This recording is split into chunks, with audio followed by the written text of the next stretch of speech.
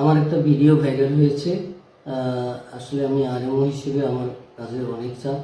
আমাকে medical legal certificate দেখতে হয়, নিয়মিত পোস্টমর্টম করতে হয়। এগুলো নিয়ে অনেক চাপে থাকতে হয়, মানসিক চাপে থাকতে হয়, শারীরিক চাপে থাকতে হয়। তদুপরি এই ধর্ষণের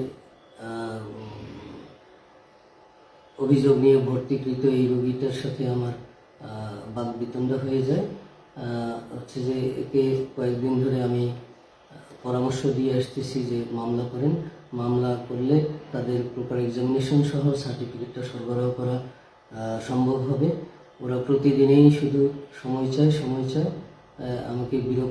আমি বিরক্ত হয়ে সেদিন মেজাজ হারিয়ে ফেলে তাদের সাথে আমি অশোভনীয় কথাবার্তা বলে ফেলি, যেটা মোটেও সমীচীন হয়নি, চরম অন্যায় হয়েছে।